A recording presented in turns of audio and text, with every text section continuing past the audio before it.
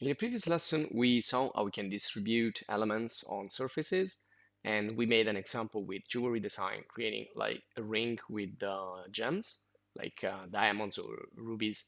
And we saw different ways we can distribute them. So either by adapting the shape or maintaining the shape. And in this video, we did a little bit of rendering, just ray tracing here with cycles and adding a couple of materials just to see better the final results when we bake everything in Rhino. So in this video, we're going to do a similar path, a similar flow, but we're going to do something about architecture. So I'm going to go for meters instead of like millimeters or centimeters, and we're going to distribute an element on a surface. And I want to show you on the tutorials here that we used also in a previous lesson, this series of arcs that we turn into pipes in another lesson. So also when we get like the lines of the structure, so the main points and the main lines, we can construct everything else. So the first step would be like to like define a grid and a distribution of things that can be again lines or points, and then from them creating a surface. For example, with this series of arcs, we can easily create a loft, and from that loft surface, so not ruled but loft, we can, there we go, we can, and I'm gonna plug the curves here. Now it's telling me there is a problem because the loft accepts only one list, not multiple lists. So I'm gonna flatten this, and now you can see the loft right there. So also, it's important to sometimes reparameterize or flatten or graft, as we learned in previous lesson. And this looks like, like half of a pipe, and everything is parametric. So if I change the distance between the initial points, you can see that everything gets bigger, etc., etc. So everything is based on points in a way, and then from them we get the curves, and then from the curves we get the surfaces. And sometimes we can do it also with values rather than points, but this is the path. And then once we are here, we can choose to create a structure using Lunchbox. For example, we have a series of structure we already saw. And also we can create like a structure of truss. So if I put here this, you can see it creates, well, this is kind of too big, so I need to make this smaller. But once you have the surface, you can decide how that is going to be realistic in a way, so how it can hold. And so you can create a regular structure made of triangles or panels, or you can do like something more irregular, like a Voronoi, something more random. And here you have a bunch of different panels you can apply to your surface. So this is like a diamond shape, and etc., etc. Now this is a roof, but you can easily do that the same way for a facade, or the front, the side of a building, and whatever. So I'm gonna do some example with a roof, but again, you can apply this to many situations. It's just gonna be too long to do it in the whole building. And then we can just change the size of the panels, and etc., etc. So once you have a surface in real life, you need to divide it into panels and framing. So that's your final step when you're creating architecture and design in general. So once you have like the concept of what you want to build, then you need to go and say, okay, how is this thing is going to hold, how this is going to become a structure. And you have, as we saw, many options in Rhino and Grasshopper. Now there is a tool in Rhino which is called flow along a surface, and that's used to place something on a surface and to make it adapt. And we saw something really similar in Grasshopper, and we're gonna see it again also in this video, because that's the fastest way you can take something that is somewhere else and then place it on a surface.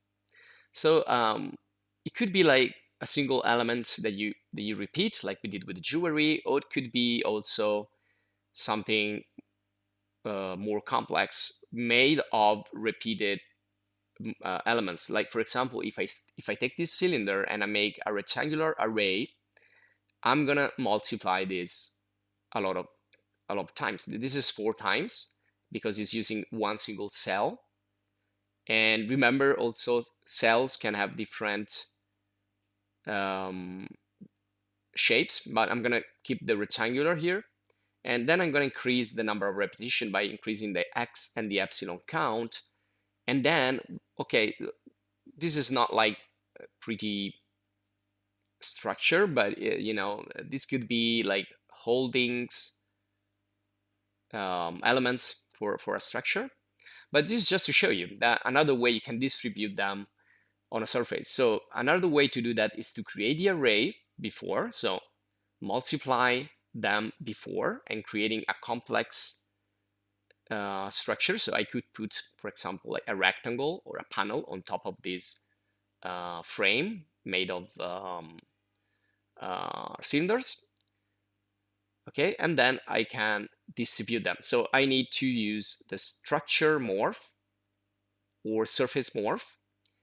I cannot use the flow because flow is for curves in Grasshopper. So I need to use this for geometries. So we already used this before. So the geometry that we wanna distribute is gonna be our series of cylinders, and then the surface is gonna be the loft. So I can already plug that in. And then I need always a reference, which is a bounding box, or you know, something that tells, you can see here we need a box. So I'm gonna type bounding box, and that's gonna define the limit of what we want to distribute. So it's gonna be the content. So the content will be the old geometry there. And so that's the reference. The box is the reference. The geometry is the geometry. So that's the thing we want to distribute. And let's see what's going to happen. Now, you see that, well, not much is happening, or something is going wrong. So we need to flatten this content. And yet, we don't see anything. We have a problem. So let's construct also here. We need a construct domain for U and V. And also we need to define the W, which I'm gonna use a slider here. And now we can see something. We can see something, but it's going like the opposite direction and is not placing itself where it's supposed to. So this is where reparameterize could come handy, because when you reparameterize, for example, here, the initial surface, you're just like reorganizing the distribution from 0 to 1, and that's the simplest domain, like from 0 to 1. So you're telling, okay, go from start to finish in a way. So it takes time, and okay, now it's doing this, which is not really good because we have problems with the content in the bounding box, because it's like, and also be careful here, we need to plug in the array geometry, not the original geometry. And also here, we right click and do a union box for the bounding box, because that's going to take all the things, all the cylinders in the array and not just one. So make sure you do that, otherwise it won't work. And here is where we define the count again. So we can also split the count, so we can increase the elements on the x and the elements on the epsilon. And you can see how that cylinder is now duplicating, and I'm multiplying it onto the surface. And again, I can just place a panel on top of those cylinders, and that will give me like the structure, like the external structure. I'm not going to do it right now, but you can basically distribute anything also using the array and the surface morph, or structure, yeah, into the structure that you're creating. And then we have here the possibility to adjust with the U domain, the V domain, and the W domain, which basically handle the size of that distribution. Okay, so again, that's just another example on how you can do this, which is really important when it comes to finalizing your work, either if it's jewelry or design or architecture. And I'm going to do another example. Again, starting with the similar concept of the tutorial that we saw before. And I want to get a terrain. I want to do something that we didn't do. So I want to import a 3D model from outside. And I'm using Sketchfab. And if you're interested, there are other video guides in Sketchfab, how to search, download, etc., etc. So I'm gonna get this terrain, and usually what you find in Sketchfab and also in other websites are 3D models that are made of meshes. So it's really rare that you find 3D models that are made of nerves and curves and algorithm design. Is more likely to find things that are made of polygons or faces. So you download it, you need to create an account, you download the file, and it's going to be in a zipped folder. So you need to unzip or just copy the content into another folder. So you right click and copy the content. I copy it into a folder in my Grasshopper folder. And then we can I'm going to call this terrain, so to be more precise. And then we need to extract anything that is zipped. Here, the 3D file, it's zipped, so we need to extract it.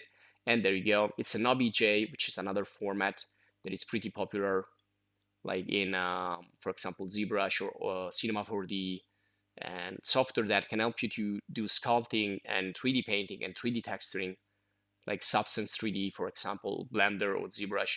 So if you want something more organic like this, like rocks and people, characters, you may want to use another software. You cannot really use Rhino or Grasshopper.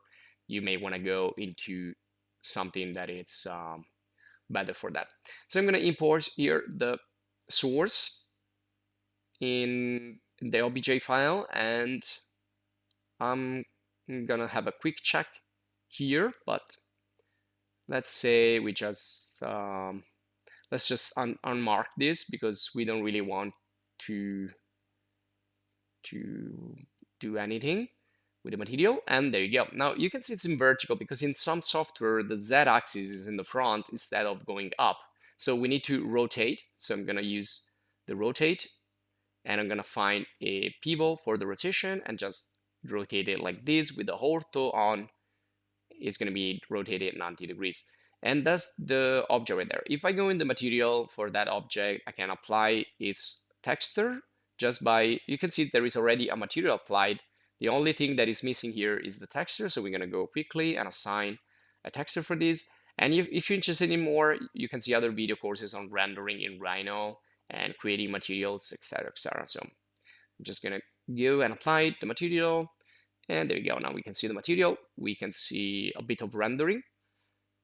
And now let's create our structure. So why I wanted to put this complex terrain, because I want to show you how you can put a structure on a complex terrain like this, which is not flat. Where in real life, you're probably gonna like excavate and create a flat pad to put your building on. But let's say that I want to create like a pavilion here or something architecture, but I want to place the element exactly where the surface is. So I'm going to go in the top view, and now I will draw what could be like a grid of my building that I can use then to create pillars and beams and the structure, but mainly the pillars. So, and also you can do this with multi-stories buildings. I'm going to do just one story, but in a similar way, you can create more levels, more stories. So let's say that it's going to be something not linear or minimalistic, but it's going to be something more like deconstructivist and curvy. So something like that. So these lines, they basically represent where the structure is going to go. So they're like reference that we can use. So I'm just going, inventing here what the structure would be. And so we need to find then the intersection of these. Let me put another beam inside here. So just to create a little bit more intersecting point. I'm just going to create another arc and right now I'm also snapping. So the snaps are on. I have the mid snap on and the end point snap on to the object. And again, if you're having problems with this basic stuff in Rhino, you can check the Rhino video course. So there you go. And then I have my, let's say, 5 lines of structure that I can use. And well, I want to create another one in the middle just to finish this. Okay. And that's not really complex. Well, it's kind of unusual grid for a building, but you can find nowadays buildings strange like this. But usually you have a straight lines, horizontal and vertical. I just wanted to make something more organic, more random and irregular. So I'm going to create a curve node here. I'm going to set multiple curves by selecting them and then right-clicking on that node. So now I am selecting all the curves. So how do I get the points where I need to put the pillars on? Well, I can get it by using the analysis of the curve. And if I use the endpoints, you can see it's going to show me all the endpoints of the lines that I created, which could be useful to define points for pillars. And also if I can isolate the middle points, or I can take both, perhaps. So there are many ways we can go from the curve to the points, and also the other way around, from the points to the curve, of course. So if I use this divide curve also, I can divide and create multiple points with only one curve. So there are many ways, again, to extract data in terms of points from the curves. But for this, I want an intersection. So I'm going to go in the intersection section, and I'm going to search for the intersection for line and line. Well, this is not good because these are not lines, but more curves. So I can try with curved line, but well, I think we need to go here, physical, and there you go. We have curve, curve, and also multiple curves. Now that's the one we want because we have multiple curves, and that's the one that is going to give us the points we want. So, try to use your logic. Once you understand how the software works, you can find your solution, and I'm going to hide these other ones. And so I hope that in this course you learned more how, everything here thinks rather than following step by step. So now that I get the intersection points, I have the placing points for my pillars. But we have another problem. The pillars need to be placed onto that strange field, onto that like organic terrain. So it's a mesh, first of all. So we need to make an intersection between lines and meshes, and we need to find it because, well, where could it be? Well, it's either in the intersection or in the mesh right here. So if we go in the analysis, you can see that there is a mesh closest point, and that's the one we want. When you use closest, it means that is the point that is going to be projected on that surface, like if we are taking a line through that. So I'm going to lock the surface so I will not be able to move it or change it. And here I want to create the mesh, right click and set one mesh so that it's now considered by Grasshopper. So we can use it now in Grasshopper. I can also internalize it as we did before, but I don't want to do that right now. So we have the points and we have the mesh, and we can try to find the closest points taking these two information and putting into the mesh closest point right here. So there you go. Now you can see the points have been basically projected from the base to the mesh that we are using. And you can do this operation also using standard surface, not just mesh surface. And I will show you that. And that was done in the tutorial that you saw at the beginning. So they were projected. So it's like we are finding, again, we are projecting, we are finding the placing for those. And, in real life, pillars and poles, they go like underground, but let's assume that we want to place them on top of that surface. And so I need to define a roof for this. And I want to do like a standard surface. And I'm going to use two curves, one on one side, like front side, and side, like right side. And so I have two curves, and I will create from them a surface real quick. So I'm going to move this like here, and we don't need to be too precise, but you can do it more precise that I'm doing, just going quick with this. So I'm not joining like the curves or anything. And I will do the sum surface, which is going to create a surface out of two curves, just like we placed right now, two splines. And curve A is going to be this. So I need to apply here two curve nodes, right click, set one curve, and then the other curve will be this, and right click, and set one curve. Now, of course, you can also generate the curves in Grasshopper, but I find sometimes that this is handy for me because I can still manipulate the curves with the points, so it works fine. So anything I can reverse in Rhino, I would do it in Rhino. Otherwise, I would do it in Grasshopper. And the lines, as you can see, you can reposition them, re-edit them, etc., etc. Just make sure the points below, they are within the extents of these shapes. So I can also take that point with the gumball and just stretch it a little bit more. And now let's create lines. So for the line that I want to create, I'm gonna set a point that is gonna be a start point at the base, and then the end point is gonna pass through all the surfaces. You can see the line right there. And that's just one line. Now, if I want to position that line, but using the points that I have found for the pillars, so I can move it, or I can also move to point, which is even better. So I'm gonna use this geometry, and I will move it from the point A, which is its own start point. So I can just click on the same point that I defined for the start point of the line, and then to the point B, which is the result of the creation of those lines. As you can see now, they are positioned on top of that surface. And now we want to find the intersection between a normal surface, a standard surface, and those curves that we created. So let me get this surface that we created, and then the curves, and we find other points that are now projected on the other surface. So the piece of line that is between those two can be found.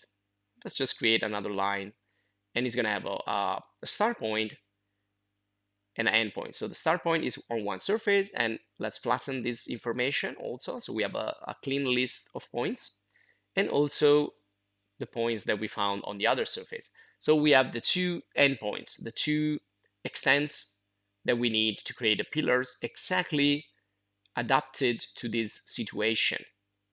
So now that we have those lines, we can define the structure. It could be a pipe, as we already done many times. And sorry, that's the one. Okay, you can see now the pipes, which are basically columns or pillars. Okay? They could be regular, but let's assume I want to do something more organic and strange. So I will use the pipe variable, which we didn't use before. So it's a new tool we can see. And it's a bit complex. As you can see here, I created two range nodes and two construct domain nodes, and then I apply to those a couple of sliders. And one is going to go in the parameter, and which defines like the extent, and then the other one is going to go to the radii, which are like multiple radius that we can choose. So it's not going to be a simple cylinder, but it's going to be another type of shape. And if you do this combination like this, I also put 4 sliders here from 0 to 1 for the domain start and the domain end. And if I change this, you can see I'm creating longer or smaller pillars, and I can change like it's kind of a tapering effect, which I like. So this could be it, but And there you go. So I wanted to do something like this, you know, something that is not regular cylindrical column. But also we can do this real complex if we put here in the, instead of domains, we can put values. Remember that we need to put the same amount of values on the radii and on the parameters. So you can see that with these values on a list, with two lists of values, essentially, we have the possibility to customize these however we want. And I will go for something, you know, like this for the moment. So I have pillars, I have my surface, and now I need to choose which structure I want to use. Do I want a regular grid? Now this is the two truss structure, so it creates two for like two surfaces, but this is just one of, but you can offset and create two structures of trusses. So again, this is going to be something more regular with triangles, or we can do like, let's go, and this is from Lunchbox again, or we can put again the diamond panels, and there you go. You can see there it has, the surface has been turned into a series of panels, and from them we can extract the lines, the faces, and create panels, create mullions, create framing, etc., etc. So if we go like this, like explode or deconstruct prep, we can get all the various parts, like the points, and you know, we can construct something on top of that. Here in the grid, we can use a regular grid. Let's say I want to do something, or hexagonal, or like something uh, linear. So if I extrude this already, like this, okay, is you can see it's not extruding, so we need to flatten the information. And also we need to set the vector. So if you flatten, it's going to be like one single extrusion. And so we can then use a thickness, for example, and whatever we do, whatever we create, like flats on the ground, it can be placed on whatever surface if you do flow on surface in Rhino, or if you do surface morph in Grasshopper. So here I'm just increasing the extent just to make this a little bit bigger. And once I have it, to position it on the other surface, I will go for, well, first of all, bounding box. And again, make sure that you don't have like single elements separated. So right click union box. So you want one single big element that you want to adapt to a surface. And so let's go back to the, sorry, not here, but in the transform, we want not flow, we want surface morph. So flow again is for curves to adapt from one curve to the other. And then again, we have the reference, which is the box. We have the geometry, which is that hexagon grid. Now we need to get the surface, which is the surface for the roof that we just created. Let me see what it is. There you go, there it is. And so I need to do a long wire from here to here and position it into the surface. And again, we need to construct a domain as we already done. So I'm gonna deconstruct here a domain, which is gonna be the same surface as a source. So it's gonna be considered as a domain. And I'm gonna plug here the U and the V from that. And we need the W. We just need the W. So let's set a simple domain, just put a number there, like 1. And there you go. We have, like, you can see that grid, position it onto that surface. So that's adapting. And we can also go minus if you want to go the opposite direction. And then we just need to apply a thickness and things like that.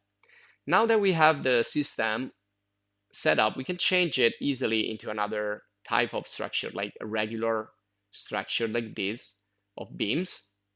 And then we can do like an offset and position another layer on top of that, or perhaps another floor, etc., etc. And it goes on and on and on. And once you want to make it a solid, you just create the offset surface from pufferfish add-on, and you're gonna have a thickness, or you can put it in Rhino and then apply a thickness, just as we did again many times before in the course.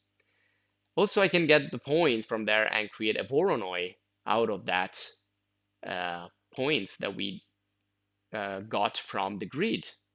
So we can go from regular to irregular with the Voronoi 3D, and then we need a BREP intersection to get those lines from the previous surface and the Voronoi surface. So if you intersect the Voronoi with a surface, you can get the Voronoi structure for whatever object you want.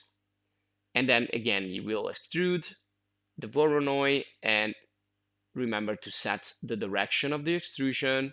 And there you go. Now we have an irregular structure that we just need to like solidify with the thickness.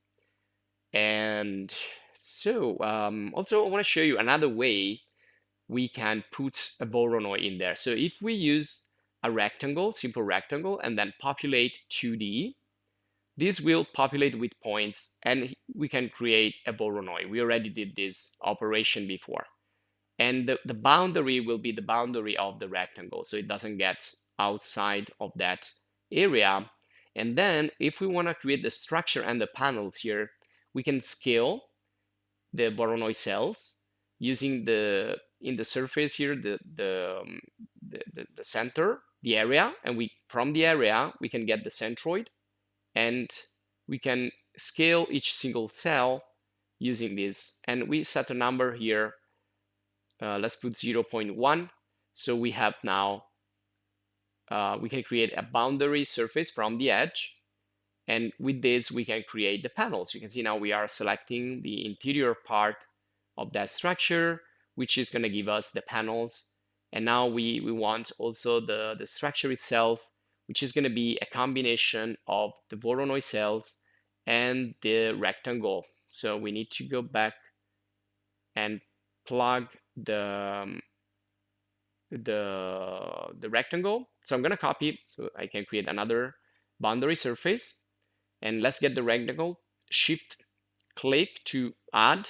And then as you can see here, I flatten this. Otherwise you won't get this result, like a single extrusion basically. And then we set one vector up, and that's going to be the panels. So now we have on one part the panels, on the other the framing. And let's create a bounding box, and we'll put everything in here. So right click, union box again, and also put the panels. So hold the shift key to plug both in that bounding box. And we are going to morph surface on that of this geometry here. There you go. Onto that. And this is going to be the reference, the bounding box, and the surface is going to be the same of the roof. Again, we need deconstruct domain UMB.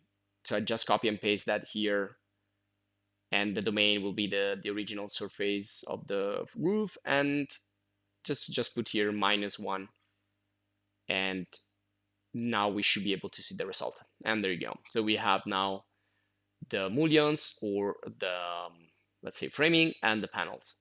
And now we can bake them both into 2 separate layers possibly. So you bake and we render everything up together with the terrain. So we have the final look to our project. And this will be all for this lesson. So I'm just baking here. I'm gonna assign some materials so you can see. If you like the video, join the channel as a supporter. Here I'm just hiding the terrain. And also, if you want to support us, thank us, you can join the channel as a supporter.